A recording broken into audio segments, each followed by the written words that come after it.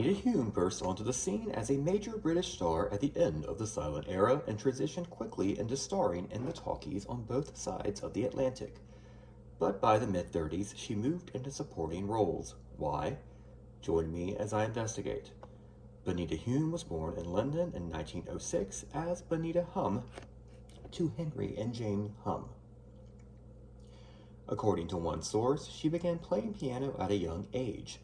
When she was a teenager, she switched to studying acting and went to RADA Theatre Academy, which led to her making her stage debut in London in 1924 at the age of 17.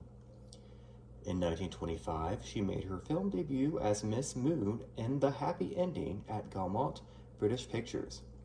She had a larger part in 1926's Second to None at Britannia Films. She then took a few years off from the screen, during which I assume she went back on the stage. But in 1928, she was back on the screen full-time.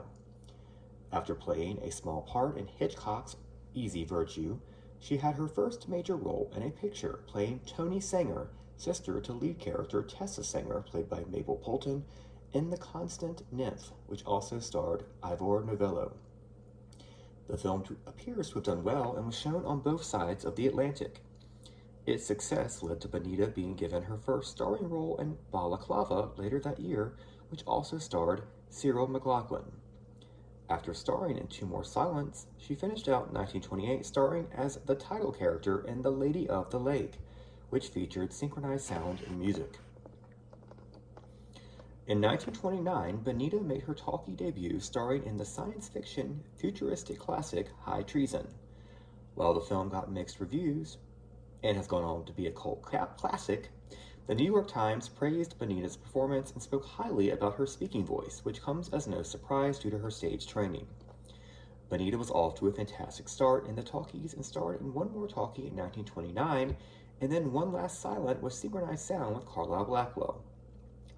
In 1930, she made her only Broadway appearance, starring with Ivor Novello in Symphony in Two Flats. From 1930 to 1932, Benita starred in a series of successful British pictures. Highlights included the film version of Symphony in Two Flats in 1930, again with Ivor Novello, Footsteps in the Night in 1931, Reserved for Ladies in 1932, an excellent pre-code comedy with Leslie Howard, and Lord Camber's Ladies, also in 1932, which also starred Gerald du Maurier and Gertrude Lawrence. After starring in two more British pictures in 1933, Benita was summoned to Hollywood first by MGM, where she starred in two films later that year. First, she starred with Lee Tracy in the comedy Clear All Wires, in which she got a great mention in the New York Times. She then starred with Lionel Barrymore, Louis Stone, and Elizabeth Allen in Looking Forward, getting another nice mention in the New York Times. Benita then branched out to Paramount to star with Cary Grant in the drama Gambling Ship, which again getting excellent reviews. She finished out in 1933 starring in The Worst Woman in Paris at Fox with Adolphe Menjou, Harvey Stevens, and Helen Chandler, giving a delightful performance. From 1934 to 1935, Benita Hume slowed down her film work a bit and moved back and forth between Hollywood and Britain to star in 5 pictures. Highlights included The Private Life of Don Juan as Dona Dolores, a hilarious performance in Douglas Fairbanks' final film, Power with Conrad Veidt, and The Divine Spark with Phillips Holmes. In 1936, Benita moved into mostly supporting territory in major A pictures for the rest of her career, but continued to give her usual level of excellent performances and often stole every scene in which she appeared. She appeared in just 7 more films between 1936 and 1938, many of which were at MGM. Highlights included The Garden Murder Case in 1936, Moonlight Murder also in 1936, Susie, 1936 as well, The Last of Mrs. Cheney in 1937, and Peck's Bad Boy with the Circus in 1938, which turned out to be her final motion picture. Also in 1938, Benita married Ronald Colman and happily retired from the screen. The couple had one daughter, Juliet. After 15 years off the screen, Benita returned to acting on the screen twice in the 50s.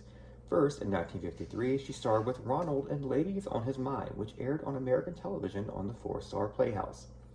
From 1954 to 1955, Benita and Ronald starred on the classic British and American sitcom The The Halls of Ivy, playing a professor and his wife. It also featured Mary Wicks. Benita and Ronald had actually begun this program in the 40s on the radio. After the series ended its first season in 1955, Benita retired for good. Ronald went on to make a few more appearances until he fell ill with a lung infection in 1957, sadly passing away in 1958. Interestingly, Benita remarried in 1959 to fellow actor and star George Sanders. Their marriage also appeared to be a very happy one. Tragically, Benita fell ill with bone cancer at the age of 60 and passed away in 1967 with Sanders by her side.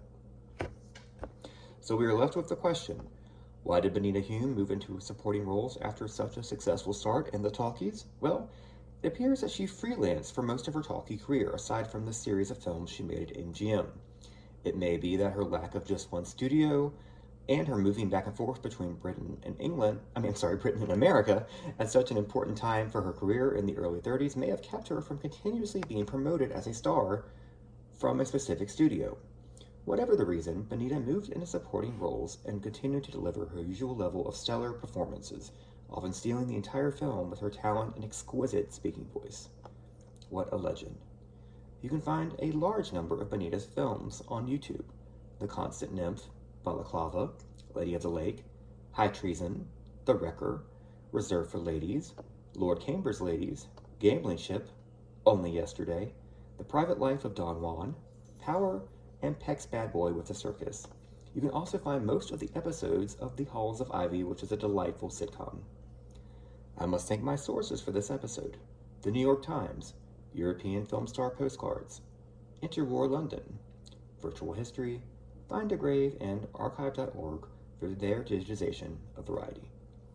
Please like and subscribe or follow this account if you want to learn more about the history of silent film stars whose stardom lasted only briefly in the Talkies.